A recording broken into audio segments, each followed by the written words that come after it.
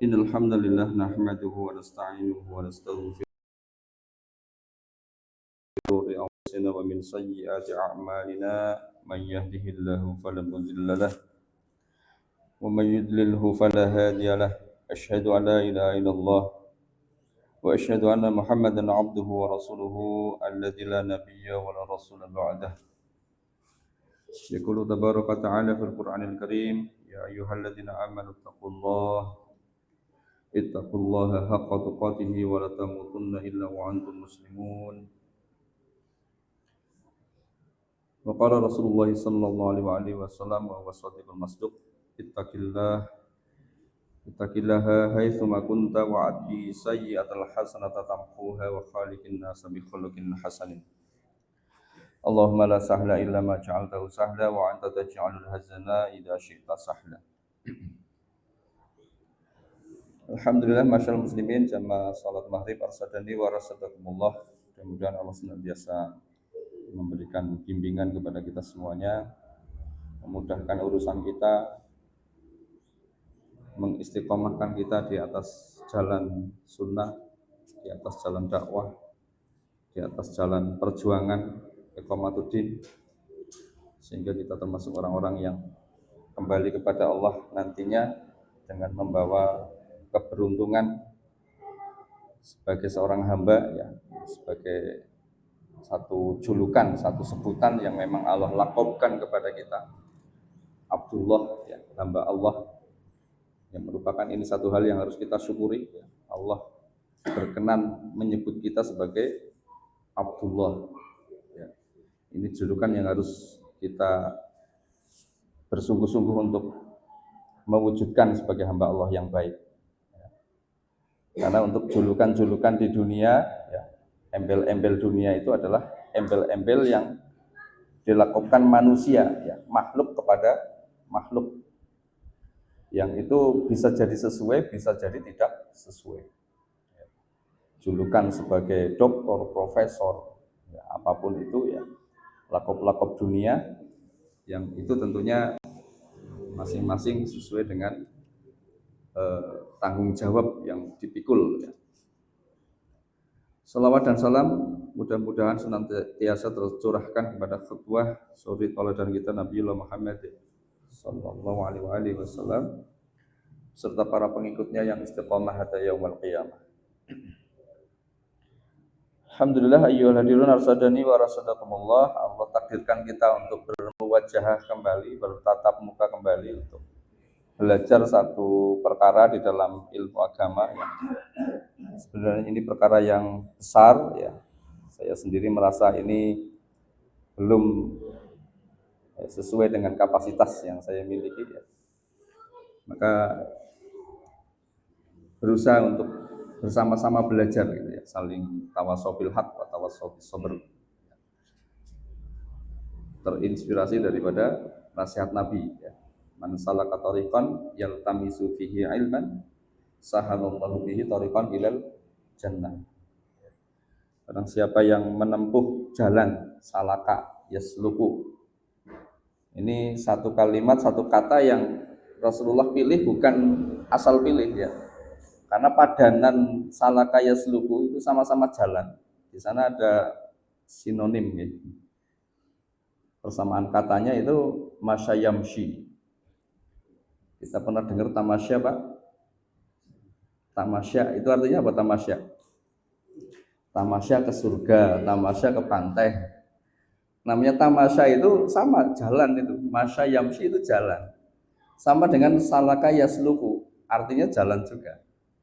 Tapi kenapa Nabi itu lebih memilih salaka yasluku? Man salaka tariqan. Karena kalau masa yamshi itu walaupun jalan, jalannya jalan santai. Niatnya pelesiran, liburan, santai. Makanya munculnya tamasya. Ada judul buku namanya Tamasya ke Surga, gitu, ya. Seperti itu. Tarik. Nanti salah kayak seluku ini apa? Ini berjalan tapi jalannya enggak santai, jalannya sungguh-sungguh. Ya, jalan yang sungguh-sungguh, bukan asal jalan. Jadi menempuh jalan yang sungguh-sungguh. Makanya kalau kita dapati para salaf itu ada yang sangat ekstrim, Pak. Ekstrimnya gimana? Nuntut ilmu sampai ada satu cerita ketika anaknya meninggal itu nggak mau pulang, nggak mau menguburkan. Saya takut nanti ketinggalan majelisnya Abu Hanifah. Ekstrim nggak Pak seperti ini kalau di zaman sekarang ini? Nah, ini mesti dipaito. Oh, ini kebangetan banget. Anaknya mati, meninggal kok masih tetap ngaji. Ini seperti apa ini ya, manusia seperti apa? Mesti dipaito. Makanya saya katakan ekstrim di masa itu. Di masa itu dan di masa ini lebih lagi. Tapi di masa ini juga banyak yang ada. Saya dapat cerita ya. Mahasiswa di Mesir Al-Azhar itu ya, yang berazam untuk tidak membuka surat selama belajar di Al-Azhar. 5 tahun belajar di Al-Azhar, tidak pernah membuka surat yang dikirim oleh keluarganya. Setelah lulus baru dibuka. 5 tahun itu kan. Ternyata kabarnya apa? Pamannya meninggal.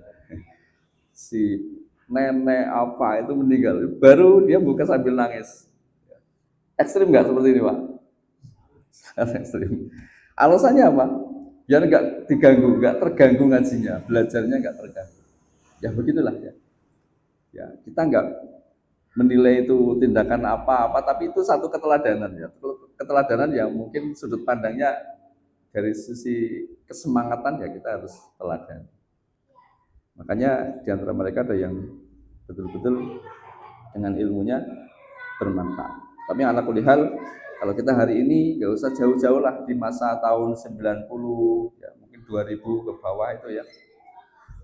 Itu teman-teman kita di Al-Islah kita sebut itu ya, teman-teman Al-Islah Adipala sekitarnya dan sekitarnya itu. Tolabul ilminya luar biasa, Pak. Sampai cuaca ekstrim itu nggak menggugurkan semangatnya untuk tetap berangkat ngaji. Kita pernah di masa itu, Pak. Tapi kalau hari ini gimana, Pak? Kalau misalnya seandainya ini hujan besar, gerimis saja nggak bisa hujan besar. Tadi jadwal saya ibu-ibu ya diliburkan karena ada gerimis. Alhamdulillah. Alhamdulillah ala kulli hal ya. Saya sudah siapkan dari pagi dikabari. Ya nggak apa-apa. Yang penting saya dapat pahala untuk mempersiapkan, nggak masalah. Giliran khotib Jumat tadi setengah 12 baru dikabari. Jenengan jadwal khotib di Nurul Qalbi MLTU. Setengah 12 baru dikabari. Kedandapan. Untuk ilmunya fisutur, apalan. Karena satu tema untuk 5 tempat. Muter sudah di luar kepala satu tema. Kayak ini rahasia dai, Pak. Harus punya satu judul yang itu buat cadangan gitu deh. Jadi nanti sewaktu-waktu disuruh sudah siap. Jadi kalau jenengan ngikuti khutbah di sini jangan di Ar-Rahman, nanti judulnya sama. Ya, walalah besar. Ini untuk selingan ya. Jadi ala kulli hal ya kita tetap dapat kebaikan karena sudah mempersiapkan diri. Ya. Dan ulama pada masa itu memang ilmunya betul fisudur ya. Kalau hari ini kan fisutur di dalam lembaran kertas. Kalau kertasnya hilang, kebakar, ilmunya hilang. Atau di laptop, datanya hilang, ilmunya hilang. Ya, kalau ulama dulu itu di sudut. Repotnya kalau pindahan, Pak, kitabnya banyak, pindah rumah, wah repot ya. Kalau ulama dulu sekalipun di penjara, Ibnu Taimiyah bolak-balik masuk penjara. Imam Nawawi begitu juga. Imam Syafi'i, coba rata-rata sebutkan ulama yang nggak pernah bermasalah dengan kebijakan penguasa, rata-rata punya masalah. Jadi di antara tanda orang itu lempeng ya gitu, dia mesti akan berbenturan dengan kepentingan-kepentingan yang sifatnya duniawi, mesti begitu. Itu di antara ulama yang lempeng. Tapi kalau menempuh jalur yang aman ya dia aman selamanya. Jadi ini selingan ya. Jadi yang harus kita pahami di masa Nabi, di masa sahabat, di masa tabi'in itu mesti ada yang namanya pro dan kontra dengan penguasa. Ada yang ulama yang pro dengan penguasa, ada yang kontra dengan penguasa. Ada yang incumbent, ada yang oposisi. Itu persis seperti itu semuanya, Pak. Coba panjangan baca sirah, mesti begitu. Cuma satu hal yang harus kita simpulkan, yang saya catat ya. Sekalipun mereka incumbent masuk ke dalam lingkaran penguasa, ataupun keluar dari lingkaran penguasa, di antara mereka nggak ada yang menjadi penjilat. Begitu nggak kira-kira, Pak? Sekalipun di dalam kekuasaan mereka tetap menyampaikan kebenaran, nggak jilat, nggak nyari makan di situ maksudnya. Apalagi nanti di posisinya oposisi, ya mereka berani menyampaikan. Ya. Artinya ini yang harus kita pahami. Pilihan mau masuk di kekuasaan atau mau keluar dari kekuasaan penguasa maksudnya. Selama dia tetap jujur dengan ilmunya, ya itulah ulama-ulama Rabbani. Yang penting tidak menjilat, tidak nyari makan dengan dia menjual ayat-ayat Allah Subhanahu wa taala. Nah, ini buah dari ilmu tadi. Man salaka tariqan, menempuh jalan, menempuh ilmu dengan sungguh-sungguh, mencari ilmu dengan sungguh-sungguh. Tariqan, tarik itu artinya apa? Jalan. Tarik itu ada padanannya, syari'un, gitu Pak. Syari'un, syari'un itu sama, jalan. Kalau panjenengan jalan-jalan ke Mekah, Madinah, Syari' bin Bas, Syari' Utsaimin misalnya. Itu nama jalan-jalan besar atau jalan-jalan kecil? Jalan protokol apa jalan tikus? Mesti jalan-jalan besar. Kalau di Indonesia Soekarno-Hatta, mesti jalan protokol. Tamrin, Husni Tamrin, Jalan Ahmad Yani, mesti itu jalan-jalan besar. Ada jalan besar misalnya gang sempit itu Soekarno-Hatta? Sudirman ada, paling Lohan, ya, Kepudang, Kedondong, beja banget itu sudah. Ya. Kenapa ini Pak? Jalan besar kenapa disebut syari, jalan kecil disebut tariq? Kenapa Pak? Kalau orang jalan-jalan lewat jalan besar itu kira-kira yang lewat banyak apa sedikit? Mesti banyak. Sampai macet-macet. Tapi kalau lewat jalan tikus, banyak apa sedikit? Mesti peminatnya sedikit. Penuntut ilmu, peminat yang sungguh-sungguh tadi, peminatnya banyak apa sedikit? Ya tinggal di situ aja. Kalau tablik akbar itu banyak ya, ribuan. Karena enak yang datang itu ustadz nasional, terkenal gitu ya. Ilmunya jelas nggak kaleng-kaleng gitu ya. Tapi ketika ngaji yang bertahap, ngaji rutinan, itu peminatnya jelas lebih sedikit. Ustadznya nggak terkenal, penyampaiannya apakah adanya, gitu kan? Waktu-waktu sisa. Nah, tambah itu Kang Arit mana? Itu ya. Ya. Jadi ini yang harus kita syukuri ya. Sekalipun panjenengan itu ya mungkin belum terlalu ideal ya untuk dikatakan sebagai thalabul ilmi. Ya paling tidak kesungguhannya itu sudah lebih gitu ya. Sudah berjalan melewati Bulak, melewati Sier, Kalen, gitu kan? Kali Sasak, itu ada yang lewat Kali Sasak itu Karawakal kan lewat Kali Sasak. Ya, tempat saya Seribunan dulu Pak, di Kali Sasak. Masya Allah. Ini harus kita syukur terus, harus kita pupuk, karena memang menuntut ilmu itu tidak nunggu setahun sekali, tidak nunggu yang besar-besar itu tablik-tablik, tapi dengan seperti ini paling tidak kita kalau sudah ada hafalan, sudah ada ilmu yang masuk ya itu untuk memperkuat murojaah. Kalau itu ternyata ilmu baru ya menjadi khasanah ilmu yang nantinya bermanfaat untuk kita amalkan. Kita lanjutkan pembahasan Kitabut Tauhid, terakhir di pembahasan tentang, sudah lupa kan? Terakhir apa Pak? Ya, itulah ilmu kita fisutur. Itu kalau yang nulis, kalau yang nggak nulis, ya di video mungkin itu. Kalau mau buka. Tapi sekali lagi ini nggak masalah yang seperti itu. Masih lebih baik. Ini bukan ngadem-ngademi Pak, bukan ngayem-ngayemi, bukan men supaya nggak mutung itu di ayem-ayemi, enggak. Murni ini lebih baik. Panjenengan hadir di sini itu lebih baik daripada di majelis di depan TV. Ya, di depan TV kalau maghrib acaranya apa Pak? Kalau suap ya. Ya, nggak tahu. Tapi kita tetap husnudon, insya Allah baik-baik lah.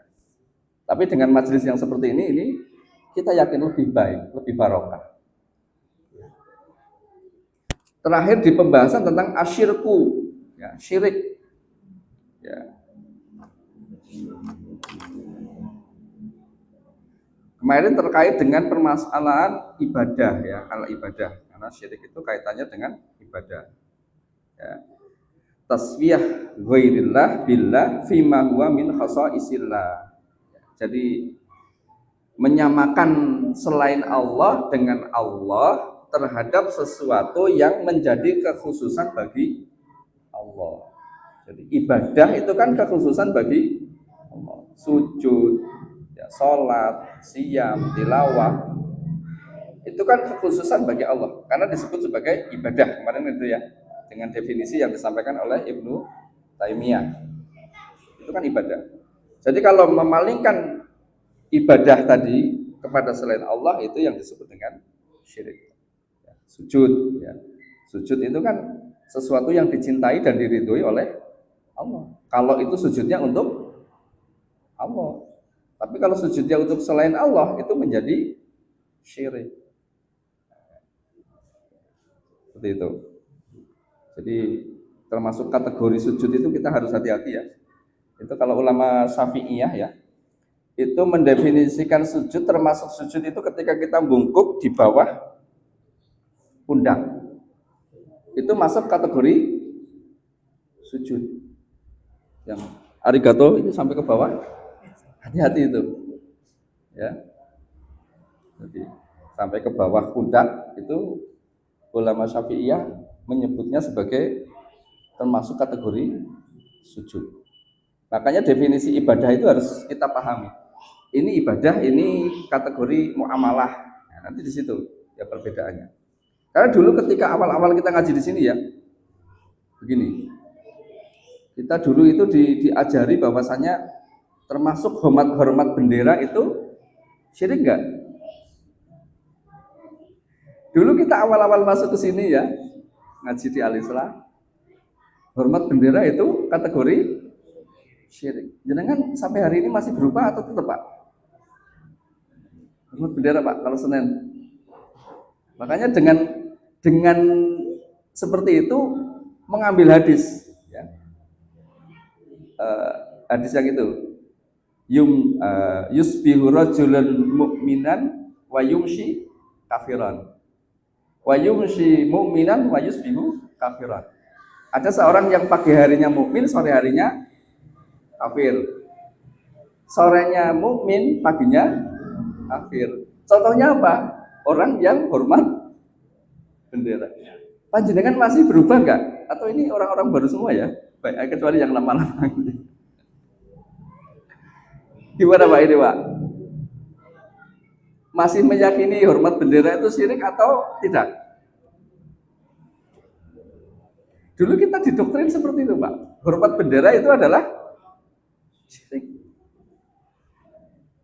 Nah, sekarang kita harus bedakan. Hormat bendera itu muamalah apa ibadah? Muamalah. Ya. Kembali ke definisi yang dipakai oleh ulama Asy'ari ya kemarin ya. Jadi taqarrubu fi'li ma yash'uru bil khudu. Ya. Jadi melakukan satu perbuatan yang itu diiringi dengan ketundukan hati, kemudian inqiyad, ada ketundukan, ada apa? Merendahkan diri. Ya. Al-istislam, kemudian berserah diri. Istislam itu tunduk atau berserah diri. Islam itu istislam itu kan tunduk. Ya. Ma'a i'tiqadil uluhiyah, disertai dengan keyakinan uluhiyah, keyakinan hati bahwasanya yang kita hormati itu adalah misalnya sebagai Rob, sebagai Tuhan, itu jatuh kepada kesyirikan kalau kita pakai definisi ini. Tapi kalau tidak diiringi dengan tadi, ya, ini hanya muamalah saja, hanya formalitas saja, maka itu kategorinya bukan kesyirikan, masuknya ke muamalah. Ya, coba panjenengan nanti dibuka-buka lagi kitabnya, ya, boleh nanti diskusi lagi gitu seperti itu. Karena ilmu kan begitu ya. Apa yang saya simpulkan hari ini kan kesimpulan pribadi ya, kecuali saya ngutip ulama, begini ya. Tapi saya dalam hal ini ada ulama yang saya kutip kalimatnya, fatwanya. Jadi hormat bendera itu termasuk muamalah, bukan kategori ibadah.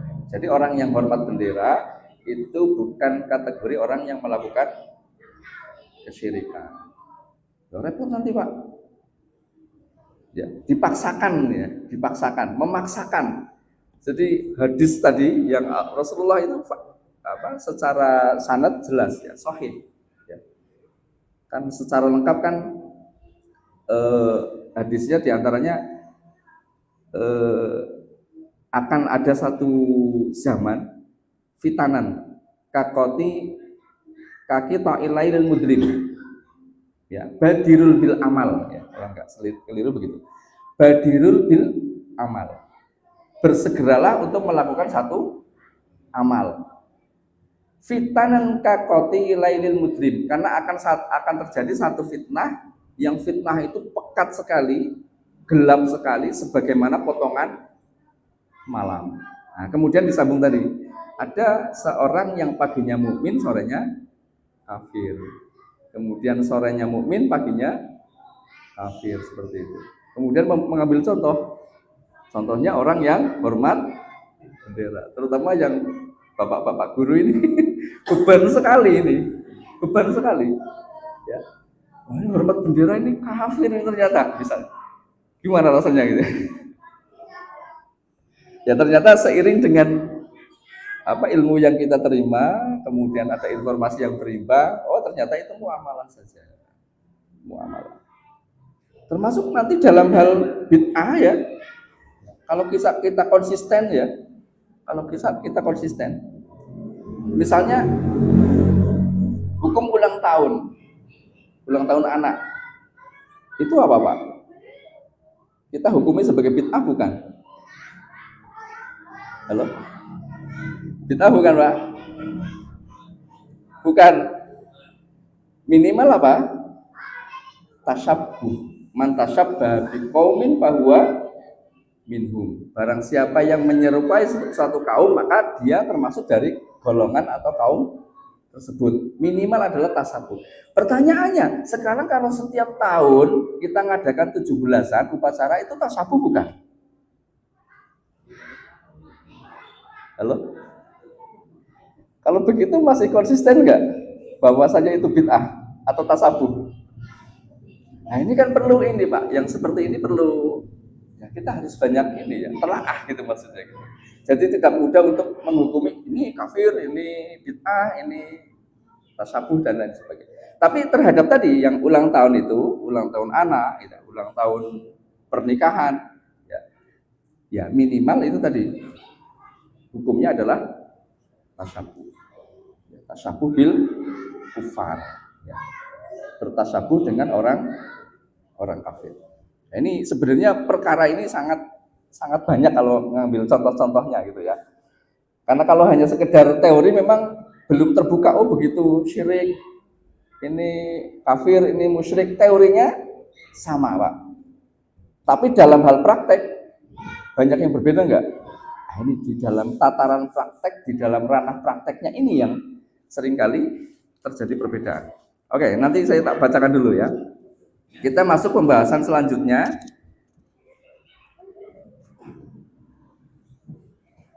Ya, misalnya kemarin belum saya bacakan ini. dalil-dalil ataupun argumentasi tentang syirik. Misalnya, "Annallaha la yaghfiru lil musyrik idza mata 'ala syirkihi." Qala ta'ala, sesungguhnya Allah tidak mengampuni dosa musyrik, pelaku kesyirikan, ya, apabila mati dalam keadaan syirik. Innallaha la yaghfiru ayyushraka bihi wa yaghfiru ma dzuna dzalika liman yasha. Sesungguhnya Allah tidak mengampuni orang yang melakukan kesyirikan dan mengampuni selain dosa syirik bagi siapa yang dikehendaki.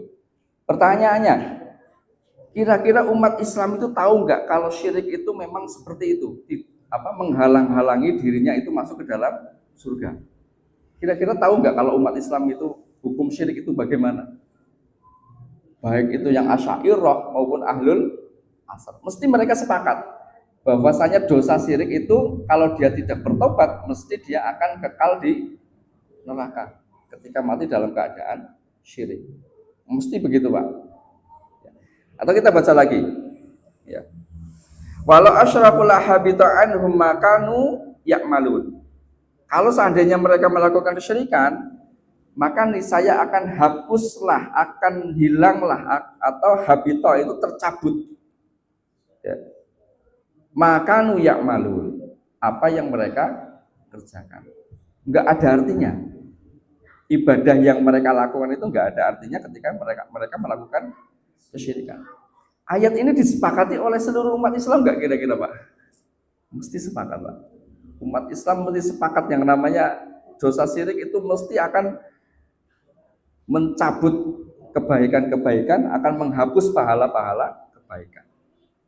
Atau ayat yang lain, walaqad uhiya ilaika wa ilal ladzina min qablik la in asyrakta la yahbatanna amaluka wa la takunanna minal khasirin. Dan kami telah wahyukan kepadamu wahai Muhammad wa ilal ladzina min qablika, dan kepada orang-orang sebelum engkau, apabila engkau melakukan kesyirikan maka akan terhapuslah amalan-amalanmu dan engkau niscaya menjadi orang yang rugi. Dalilnya mesti banyak banget yang terkait dengan kesyirikan, haramnya kesyirikan, ya. Dan saya yakin orang-orang yang nun sewu ziarah kubur, kemudian berdoa ke kuburan, mereka paham nggak bahwasanya syirik itu akan menghapus pahala mereka? Secara umum tahu, Pak, syirik itu haram. Cuma kok ada yang membolehkan, ada yang tidak membolehkan. Ya ini perbedaannya di situ. Ya, nanti mungkin kita harus kuatkan lagi, gitu ya. Kemudian ada hadis Nabi. Wa qala Nabi sallallahu alaihi wasallam, umirtu an uqatilan nas. Saya diperintahkan untuk memerangi manusia. Atau kalau kita terjemahkan secara tekstual, ya. Hadis ini uqatil itu terjemahnya adalah membunuh. Qatil itu bunuh. Saya diperintahkan, kata Nabi, ya, untuk membunuh manusia hatta yaqula la ilaha illallah, sampai mereka mengatakan kalimat la ilaha illallah. Fa idza qaluha asamu minni dima'ahum. Ketika mereka mengucapkan kalimat tadi, kalimat tahlil, maka terjaga dariku darah-darah mereka, harta-harta mereka, illa bihaqqiha, kecuali dengan haknya. Misalnya dihukum bunuh, zina, ataupun kisos dan lain sebagainya. Pertanyaannya, kalau kita baca hadis ini secara tekstual, maknanya apa, Pak? Secara tekstual kan Nabi diperintahkan untuk membunuh orang-orang yang tidak bersyahadat. Kalau kita baca cuma satu hadis ini, kira-kira pemahaman kita gimana, Pak? Makanya memahami hadis, para ulama itu enggak sederhana cara memahaminya. Mereka butuh mengumpulkan hadis-hadis yang lain. Enggak cukup satu hadis. Sekarang lagi ramai di medsos antara bermadhab dan tidak bermadhab. Ramai, Pak. Ada yang membandingkan kitab Sifatus Sholah Albani dengan matan Abu Suja. Wah, ini luar biasa. Antara tarjih dengan madhab. Ya. Artinya kalau kita hanya membaca satu hadis ini saja tanpa melihat kehidupan Rasulullah, itu kita akan tersesat, Pak. Atau dengan kata lain kita hanya memahami secara akal atau kemampuan kita, tidak memahami satu hadis berdasarkan pemahaman para ulama. Maka untuk memahami apa yang disampaikan oleh Rasulullah, kita mesti membaca sirah beliau kan, sejarah beliau secara utuh. Oh ternyata yang dimaksud memerangi itu ya Nabi ya berdakwah, ya. Nabi juga berjihad, iya. Nabi juga ya secara umum imbang ya. Kalau di dalam Al-Quran itu ada al-wala wal bara, loyalitas dan anti loyalitas, tapi di situ juga ada ayat-ayat yang terkait dengan keadilan kan, harus adil, harus amanah. Nah, ini yang harus kita pahami seperti itu. Atau misalnya kita membaca kitabnya ulama, satu kitab kita baca secara utuh sampai selesai, kemudian kita simpulkan, itu belum tentu menjadi kesimpulan ulama itu, belum tentu Pak. Kita harus mencari buku lain yang itu menjadi karyanya seperti itu. Ya. Nah ini dari ayat-ayat seperti ini saya bermaksud untuk menggugah lagi, ya, untuk ayo kita telaah lagi, kita banyak membaca lagi, ya. Makanya mengaji itu enggak saya batasi, silahkan, enggak hanya di Al-Islah ini, enggak hanya setiap malam Sabtu toh, gitu ya. Tapi silahkan kemana saja, yang penting tadi ustadznya itu enggak nyeleneh gitu ya. Bukan seorang Rafidhah, ya. Bukan seorang yang masuk ke dalam pemahaman Khawarij, ya, ataupun Murji'ah, ya. Artinya harus imbang, karena ada Murji'ah, ada Khawarij, ada Rafidhah, harus imbang, ya, seperti itu. Fasyirku idza akbarul kabair, syirik itu adalah sebesar-besar kabair. Ala unabbiukum bi akbaril kabair, maukah engkau aku tunjukkan tentang dosa besar yang paling besar? Kulna, para sahabat menjawab, bala ya Rasulullah, tentu ya Rasulullah. Qala al-isyraku billah wa uququl walidain, yaitu syirik kepada Allah dan durhaka kepada kedua orang tua. Ya. Intinya yang namanya kesyirikan itu jelas Pak. Ini al-ma'lumu minad din bidururah, sesuatu yang mesti dipahami oleh sebodoh-bodoh umat Islam. Ya. Kecuali memang ya hari ini mulai kita prihatin sekali Pak. Ya. Terutama remaja-remaja kita hari ini. Itu mereka, ya menurut saya kalau di TV itu kan secara nasional mungkin ada satu berita ternyata anak SMP nggak bisa baca. Itu ya mungkin oknum apa ya, itu nanti PR-nya inilah Kemendikbud apa gitu ya. Tapi kalau kita sebagai umat Islam kan prihatin sekali ya. Yang namanya anak seorang remaja ya belum sudah SMP ya mungkin dia sudah mumayyiz ya, sudah dewasa gitu ya, sudah balik maksudnya.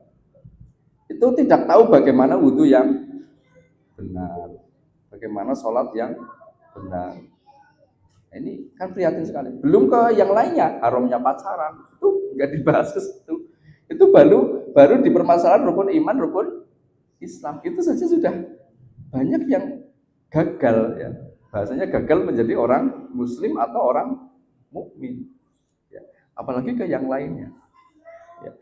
Wa anna syirka nakussu wa aibun nazzahar rabbu subhanahu nafsahu anhuma.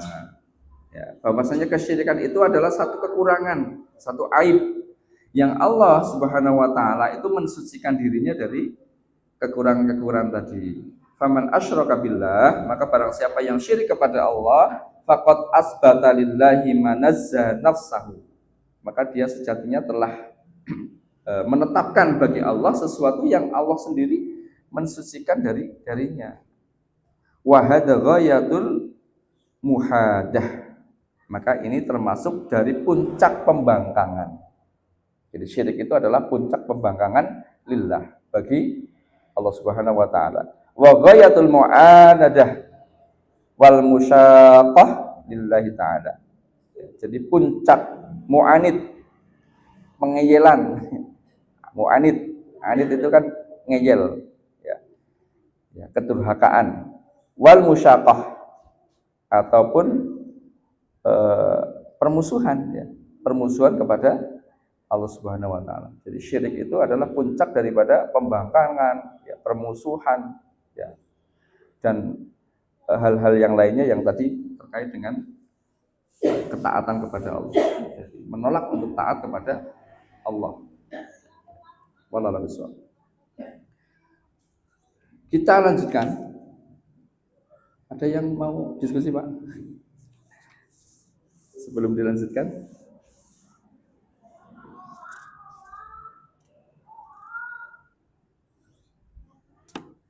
Jadi intinya kita sepakat ya bahwasanya kesyirikan itu adalah insya Allah disepakati oleh seluruh umat Islam, ulama-ulamanya terutama ya, baik yang Asy'ariyah ataupun Atsari, sepakat mereka bahwasanya kesyirikan itu adalah ya sebesar-besar dosa besar. Ini insya Allah sepakat. Cuma nanti pada tataran praktek amaliyah ini yang sedikit ada perbedaan. Ada yang membolehkan tawasul, ada yang tidak. Ya. Seperti itu. Tawasul itu bagi kita gimana, Pak? Perkara yang sangat besar gitu ya, tawasul. Apalagi tawasul bil amwat. Tawasul dengan orang yang sudah meninggal. Itu sebagaimana pemahaman kita haram apa boleh? Haram, Pak. Tapi ternyata ada umat Islam yang lainnya yang pemahamannya beda dengan kita, ternyata tawasul bil amwat itu itu bukan ulama kaleng-kaleng, Pak, masalahnya gitu loh. Itu yang jadi permasalahan di situ. Ya, makanya harus didudukkan. Maksudnya kita harus punya imun yang kuat. Ya. Artinya ini perbedaan khilaf muktabar, khilaf yang tidak dialami ataupun tidak dilakukan oleh orang-orang bawah gitu ya, tetapi oleh ulama, kalangan ulama. Ya. Kalau kalangan bawah, orang awam berikhtilaf, berbeda pendapat itu sudah kita hiraukan. Misalnya kita nonton tinju, Pak. Yang tinju itu preman-preman kampung. Kita melihatnya gimana, Pak? Kan sedingah nggih. Pokoknya asal sabet gitulah. Tapi kalau tinjunya Mike Tyson sama Holyfield itu mesti ditunggu kan? Nah, ya sama dengan orang debat. Ya, kalau yang debat itu kalau di Malaysia itu ada Ustadz Salman dengan Nur Deros, itu terkenal sekali, antara Asy'ariyah dengan Atsari ya. Salman dengan tadi Nur Deros. Itu argumentasinya terus berbalas terus, nggak ada putusnya. Karena masing-masing menguasai ilmu. Tapi kalau yang debat kalangan rakyat jelata, awamnya, kira-kira gimana ditonton? Didengarkan kira-kira gimana? Itu nambah semrawut. Karena bukan ahlinya ya, Kita lanjutkan anwa usyirki, jenis-jenis syirik. Asyirku nau'ani, syirik itu ada dua. Naul awal, jenis yang pertama, syirkul akbar, syirik besar. Yukhriju minal millah wa yukhallidu sahibuhu finnar. Syirik akbar jelas mengeluarkan pelakunya dari Islam dan akan menjadikan kekal di dalam api neraka. Ini harus kita ingat-ingat betul itu. Enggak mencatat enggak apa-apa, tapi ingat ya. Secara globalnya ingat. Wa idza mata lam yatub minhu, ketika meninggal dan belum bertaubat. Ya, bertobat darinya. Wa wasarfu syai'in min anwa'il ibadah, yaitu memalingkan ya, satu peribadatan li ghairillah, kepada selain Allah.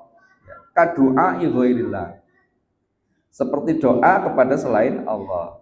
Wa taqarrubi bidzabaih wan nudzur.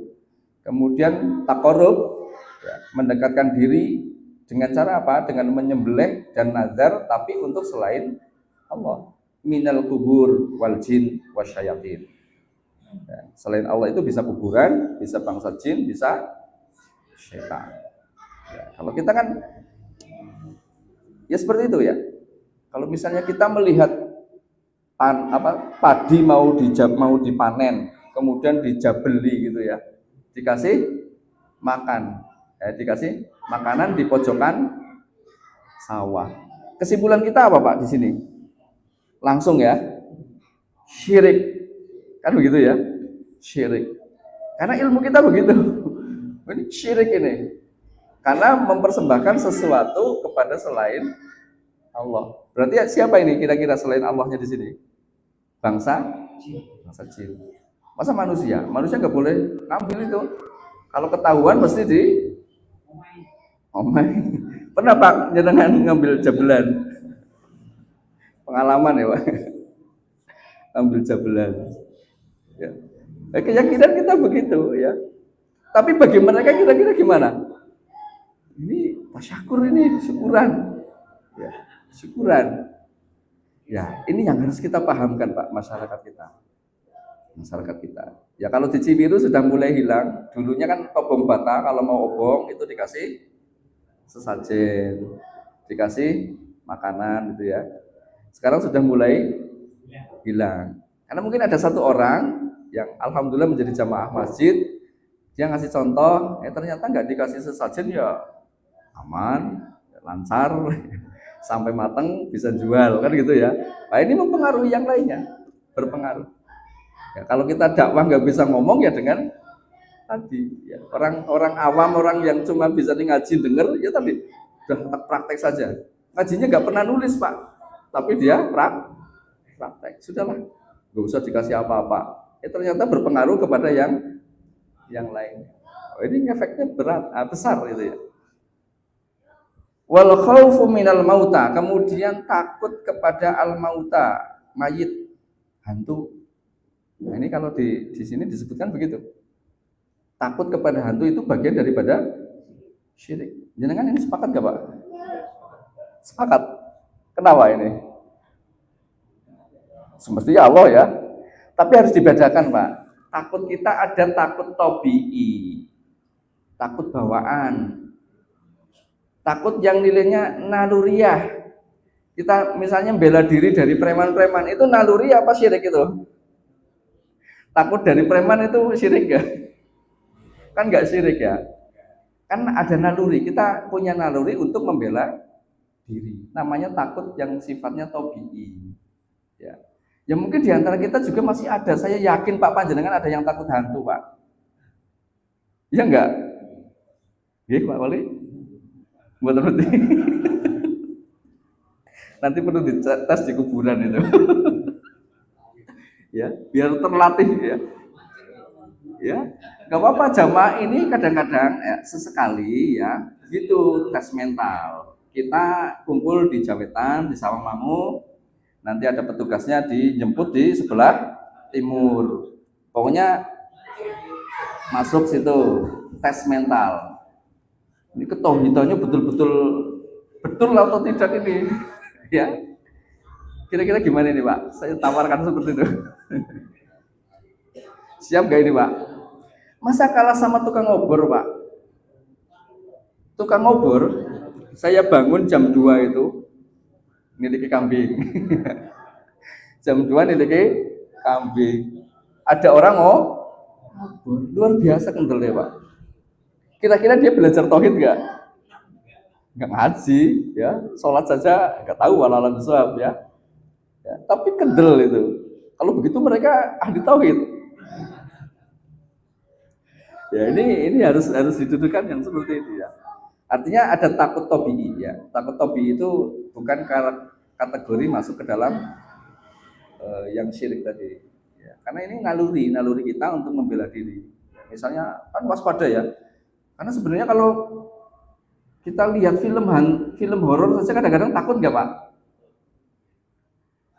Kepengen nggak takut? Tetap nonton tapi nggak takut. Matikan suaranya. Ini cara yang paling jitu. Walaupun menakutkan sekali, tapi kalau tidak ada suaranya, nggak menakutkan Pak. Dicoba Pak, dicoba. Saya pernah nyoba film komedi teman itu ya, dimatikan suaranya, nggak sama sekali, nggak menakutkan. Ya, itu kuncinya di situ. Coba Pak. Karena suara itu kadang-kadang kan ngomong nggak ada apa-apa, gerontang.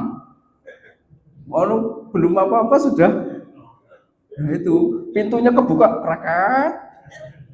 Kan itu takut di sini. Ya itu kita takutnya gitu sebenarnya, takut sama bayangan gitu ya, takut dengan suara-suara yang itu sebenarnya dari mana sumbernya itu. Nah, terhadap sesuatu yang asli itu ya begitu ya, nggak menakutkan sebenarnya. Nah, itu tapi masih tobi'i ya yang seperti itu. Takut masih bawaan. Jadi naluri untuk membela diri. Ya walalah musab. Kalau yang seperti itu bukan kategori syirik. Tapi harus dilatih, Pak. Sekali lagi saya tawarkan ini nanti. Kita uji nyali ke kuburan Pejaten, Pak. Kalau belum berani sendiri-sendiri, rame-rame juga nggak apa-apa. Muter, ya salam dulu kepada penghuni kubur, kita jalan muter gitu ya, nggak apa-apa.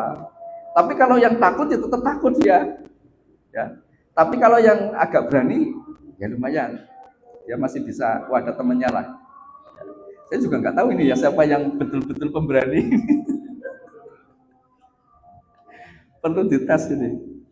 Ya, jadi ilmu kita langsung dipraktekkan gitu loh. Ya, wallahu a'lam. Ini ya Pak ya, satu dulu ya, anwa'u syirki. Yang pertama adalah syirik besar. Wal khaufi minal mauta awil jin awil syaitan awil syayatin. Takut kepada maut, ya hantu tadi, amwat yang sudah meninggal, kepada jin, setan, ayadurruhu ayyumriduhu. Takutnya apa? Yang di sini keterangannya memberikan mara bahaya. Takut jin itu bisa memadorotkan, ya, atau bisa memberikan manfaat, ya. Karena keyakinan kita kan begitu ya. Keyakinan kita yakin setan itu laisa lahu sultan. Ayatnya gitu ya. Nanti dicari. Alal ladina amanu wa ala rabbihim yatawakkalun. Setan itu tidak punya daya upaya, tidak punya kekuatan kepada atau terhadap orang-orang yang mukmin dan bertawakal kepada Allah. Ini perlu kita uji Pak, diri kita Pak. Apa betul kita ditakuti setan itu loh? Kayak Umar bin Khattab itu ya, ditakuti jin. Kalau satu jalan lewat berpapasan, jinnya mesti nyari jalan yang lain. Itu Umar bin Khattab. Itu kalau sudah levelnya seperti itu, subhanallah ya.